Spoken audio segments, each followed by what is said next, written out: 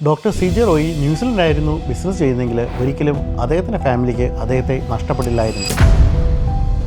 ഞാൻ ന്യൂസിലൻഡിൽ വന്ന് ഇവിടെ ബിസിനസ് തുടങ്ങാൻ ആഗ്രഹിച്ചപ്പോൾ എല്ലാ നിയമവശങ്ങളും ഇവിടെ പാലിക്കേണ്ട കൗൺസിൽ റൂൾസും എല്ലാം പറഞ്ഞു തന്നത് എനിക്ക് ഇവിടുത്തെ അധികാരികളാണ്. ഞാൻ പണ്ട് എൻ്റെ ഒരു വീഡിയോ പറഞ്ഞതുപോലെ ഏതൊരു വ്യക്തിയും ന്യൂസിലൻഡിൽ ബിസിനസ് ചെയ്യുമ്പോൾ അതിനു മുമ്പായിട്ട് ഹോംവർക്ക് എന്ന രീതിയിൽ ബാങ്കിൻ്റെയും അഡ്വക്കേറ്റിൻ്റെയും ഒരു അക്കൗണ്ടിൻ്റെയും ലീഗൽ ഒപ്പീനിയൻ എടുത്തതിന് ശേഷം മാത്രമാണ് ഇവിടെ ബിസിനസ് ആരംഭിക്കേണ്ടത്. അങ്ങനെ സത്യസന്ധമായി ഈ രാജ്യത്ത് ബിസിനസ് ചെയ്യുവാണെങ്കിൽ നമ്മൾ ഒരിക്കലും ഒരു ഗവൺമെൻറ് ഓഫീഷ്യലിൻ്റെ ചോദ്യങ്ങൾക്ക് മുന്നിലും പതറേണ്ടി വരത്തില്ല. എൻ്റെ ഇത്രയും നാളത്തെ ബിസിനസ് എക്സ്പീരിയൻസിൽ നിന്ന് ഞാൻ മനസ്സിലാക്കിയത് അനാവശ്യമായി ഒരു ബിസിനസ്സിനെയും ഗവൺമെൻറ് ഓഫീഷ്യൽസ് ടാർഗറ്റ് ചെയ്യാറുണ്ട്. നമ്മുടെ ബിസിനസ്സിലുള്ള ഡോക്യുമെൻറ്റേഷനും അതേപോലെ കറസ്പോണ്ടൻസും കൃത്യമാണെങ്കിൽ നമുക്ക് ന്യൂസിലൻഡിൽ ഈസി ആയിട്ട് ബിസിനസ് കൊണ്ടുപോകുന്നതേ ഉള്ളൂ. നമ്മുടെ കമ്പനിയുടെ ഭാഗത്തു നിന്ന് ന്യൂസിലൻഡിൽ ബിസിനസ് ചെയ്യുമ്പോൾ എന്തെങ്കിലും ഇല്ലീഗൽ ആക്ടിവിറ്റീസോ അല്ലെങ്കിൽ തെറ്റുകളോ സംഭവിച്ചാൽ അതിന് തീർച്ചയായും നമ്മൾ വലിയ വില ന്യൂസിലൻഡിൽ നൽകേണ്ടി വരും. ന്യൂസിലൻഡിൻ്റെ നിയമങ്ങൾ മാത്രം പാലിച്ച് ബിസിനസ് ചെയ്യുന്ന എനിക്ക് എമിഗ്രൻ്റ് ആയിട്ട് പോലും ഗവൺമെൻറ് ഓഫീഷ്യൽസിൻ്റെ കയ്യിൽ നിന്ന് നല്ല സപ്പോർട്ടാണ് എൻ്റെ ബിസിനസ്സിന് ലഭിക്കുന്നത്. ന്യൂസിലൻഡിൽ ബിസിനസ് ചെയ്യുമ്പോൾ ഒരിക്കലും നമ്മുടെ നാട്ടിലെ പോലെ ഒരു പൊളിറ്റിക്കൽ സ്ട്രെസ് നമുക്കിവിടെ ഫീൽ ചെയ്യത്തേയില്ല. അങ്ങനെ ന്യൂസിലൻഡിൽ ബിസിനസ് ചെയ്യുമ്പോൾ നമ്മുടെ ഫാമിലി ലൈഫും